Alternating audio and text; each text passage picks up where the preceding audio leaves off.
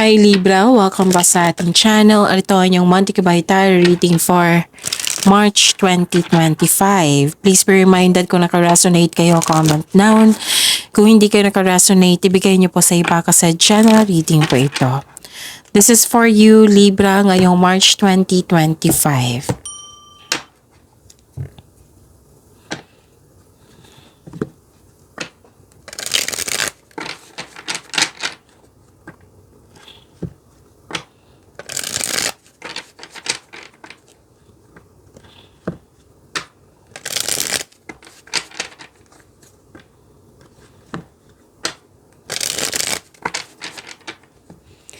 Para po ito sa inyo Libra ngayong March 2025. Maraming salamat po sa inyong patuloy na suporta at maraming salamat din po sa mga hindi nag-skip ng ads. Gamitin ang reading na ito bilang gabay lamang sa mga hindi pa nag-subscribe. Subscribe na po kayo at click bell notification para malaman nyo na may bago tayong video. Para sa mga gustong magpa-reading po, may lumabas dyan sa screen nyo ngayon. Panoorin nyo po at sundin ng instruction. Spirits Guide, mga ganap pa para kay Libra ngayong March 2025. I need 3 cards po.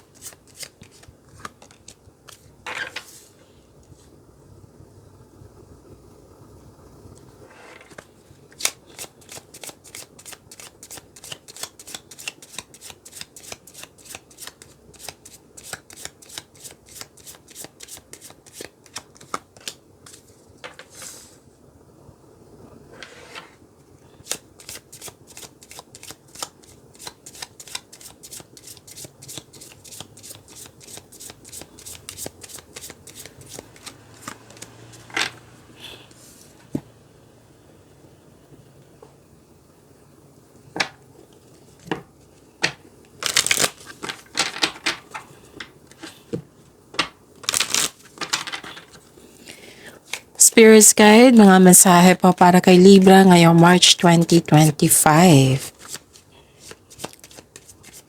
I need 2 cards po.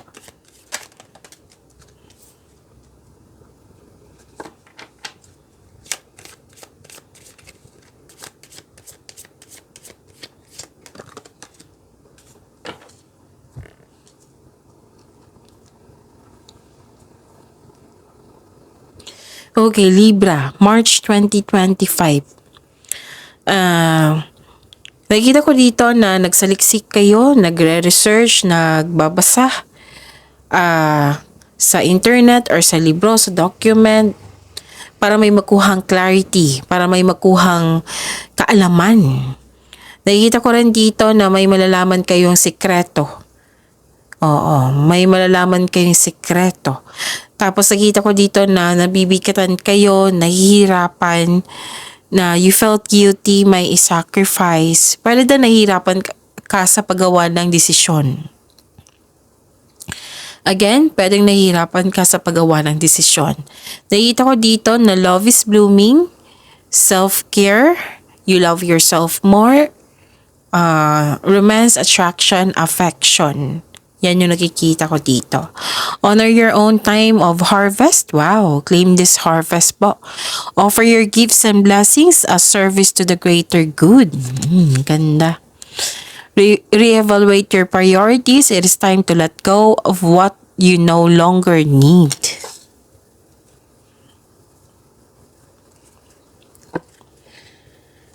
Spirits Guide, ano po yung energy ni Libra ngayong March 2025?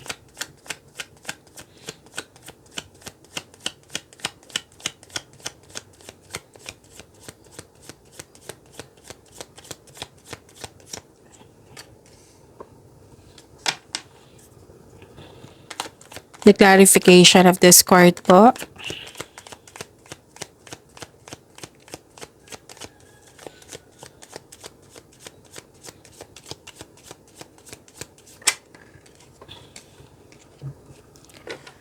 Kung may narinig kayo or may nakita kayong repeating message, meaning to say pinupush ng cards niyan kasi ang ilan sa inyo hindi pa binigyan ng atensyon na kung maaari din po bigyan nyo po ng solusyon at aksyon. Remember Libra, at the end of the day, alam mo na ikaw lang taong may kakayahan at responsable na gumawa ng sarili mong katotohanan at kinabukasan. So, ano yung energy ni Libra? Nakita ko dito na may tuto sa inyong desisyon, ideas, plano. Pwede din tuto sa tradisyon. Like, for example, may tuto sa kasal nyo. May tuto sa pakikipagrelasyon sa taong gusto mo. It might be this is the same message from your oracle cards na nabibigatan ka. Kasi nga may tutol. Pero sabi po ng card dito na hindi po daw kailangan na magalit kayo sa taong tutol po. Alamin mo kung ano yung dahilan niya. Baka may experience siya. Baka may alam siya. So, alamin mo. Kausapin mo. Tapos, ang advice po dito, take it as a reminder to try to have an open mind and be respectful of opposing viewpoints. Kasi each of us may sariling opinion eh. May sariling choices, may sariling opinion. Better na kausapin mo. Pero wag mong pilitin na baka magkaroon ng argument eh. Wala namang nakikita ditong argument so far. Pero wag mo na lang pilitin. Kumbaga alamin mo na lang kung bakit, ano yung dahilan, kung bakit oppose po siya. Okay? So, yan. Okay. May sabi din dito, may sinabi daw sa inyo na katotohanan, pero refusal to learn to eh. Hindi ka makapaniwala, refusal to learn. So, check nyo po ha. And, mag-ingat kayo sa taong may mali at masamang paratang sa'yo. Ito, mag-ingat na kayo, umiwas na kayo sa kanya. Pwede nagkaroon ng disbalance sa importanteng sitwasyon ngayong Marso. Ang sabi po ng card niyo po dito na kailangan nyong maging totoo sa inyong sarili. Ang advice po dito to find your voice and stay strong to your values. Basta panatilihin mo maging totoo. So, sa kasabihan pa, with the right values, rewards comes. So, this card advises you to stay true to yourself and act with integrity. Okay? Spirits guide. Career and money po ni Libra ngayong March 2025.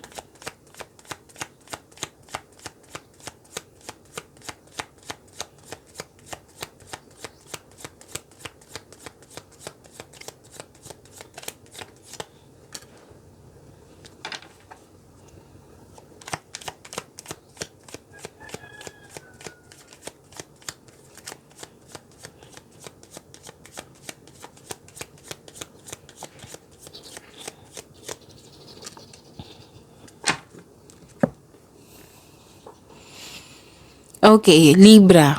Nakikita ko dito na gusto mong may kausap dito. Yan din yung advice ng card eh. Na it's time to reach out for support and connection. Kung may trust issue kayo sa ibang tao, pwede mong kausapin mo yung intuition mo. Kasi sa intuition, siya yung magsasabi din ng katotohanan. Siya din yung magsasabi sa kung ano yung susunod na hakbang. Patungo sa right path, patungo sa success.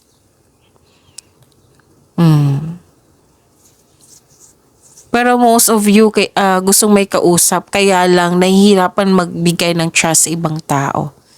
Hindi ko naman kayo masisisi niyan. Baka may experience kayo sa nakaraan na kaya may dahilan eh. May dahilan tayo kung bakit nagkaroon tayo ng mistrust sa ibang tao. Na hindi tayo madaling magtiwala. Trust issue. So better to talk to your intuition. Kung gusto mo talaga ng may kausap, then find a person na very genuine. Yung wala pang issue. Siyempre, marami na experience sa buhay, yung matured na. Huwag mong kausapin yung mga immature pa kasi mas mabuti kasi na may kausap ka. Siyempre, may tao na gustong i-express lahat yung mga sinasabi natin, 'di ba? Na mas less ngayong makinig tayo, mas gusto natin i-express natin yung mga gustong i-express natin. Pero much better po na may mag-advise sa'yo. Try to talk to the elders, wisers, elders, parents mo ba? Yung marami na experience sa buhay. Yung alam na alam kung paano bigyan ng solusyon ang inyong concern. Okay? Nagkaroon nga ng isolation dito. Gusto niyong mapag-isa, pero gusto niyong may kausap.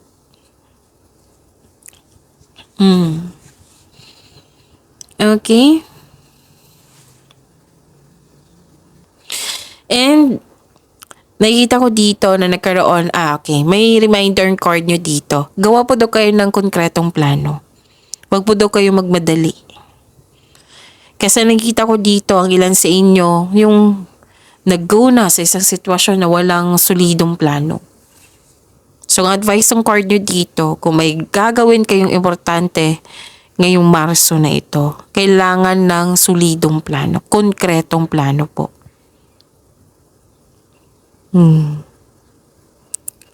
Kasi ang ilan dito sa inyo nagsisisi. So, kailangan natin maabutan, di ba? Kasi kakasimula, magsisimula pa lang yung Marso. Kailangan natin tong agapan. So, kung ano man yung kahit importanteng desisyon, siguraduhin karapat dapat niyan. Kasi may nakita talaga akong pagsisisi dito nang dahil sa pabaya, sa walang desisyon, hindi pinag-isipan Hindi pinag-isipan ng mabuti. Lacking of a solid plan. Yan yung nakikita ko. So, agapan natin na magkaroon kayo ng karapat-dapat na plano, desisyon. May concern kayo dito sa isang immature na tao.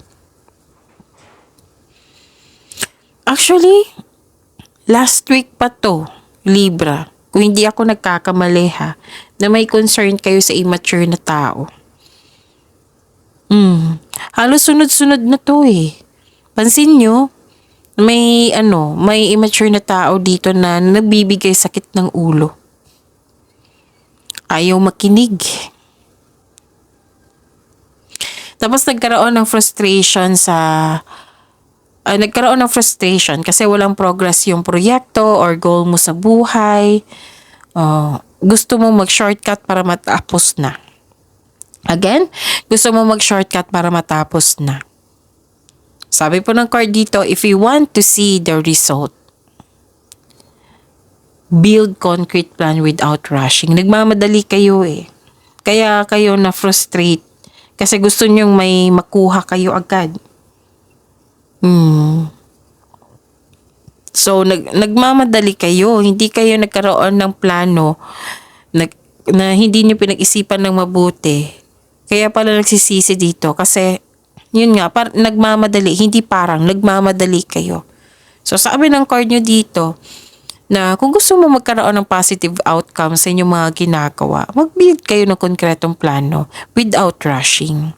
Kasi alam naman natin kung nirarush natin yung bagay, minsan ma-achieve natin, may makukuha tayong outcome, pero wala tayong expectation na best outcome yun kasi nga minamadali. Okay? Para sigurado na maganda at magbibigay siya ng satisfaction sa atin, you better create a concrete plan without rushing.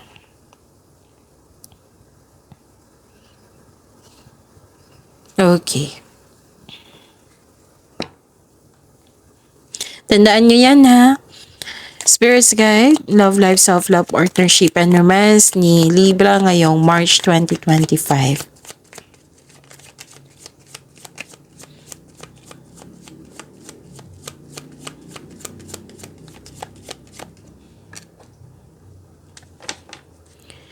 And the clarification at this card po.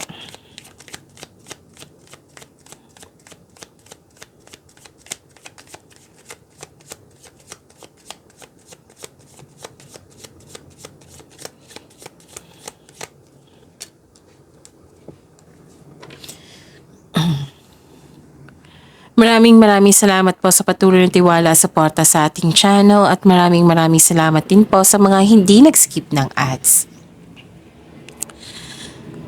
Okay, Libra.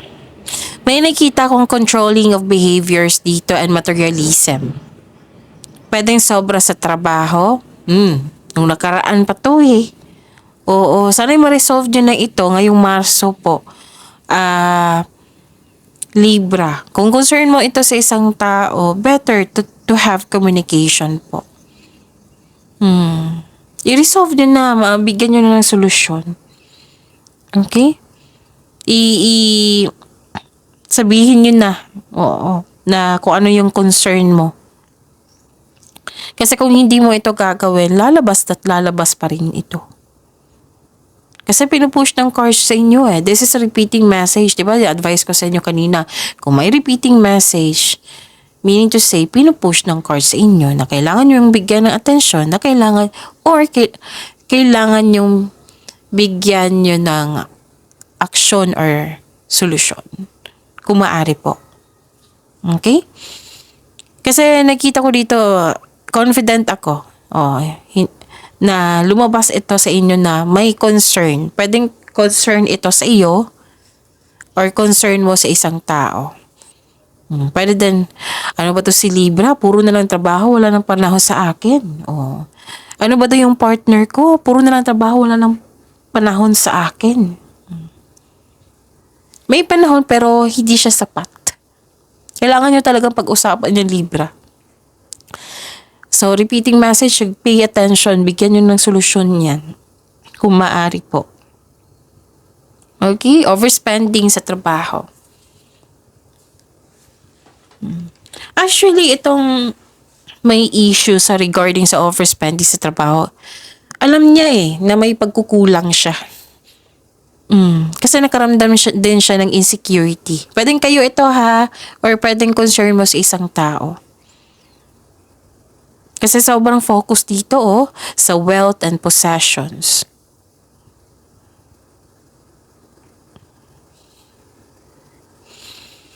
Okay? Kung kayo ito na nakaramdam ng insecurity kasi nga alam nyo na wala kayong sapat na binigay na time, you better na bigyan ng oras ang inyong sarili at ang inyong pamilya. Huwag niyong hintayin na mas lumala yung concern. Pinupush kasi ng card Kung hindi mo yan papansinin.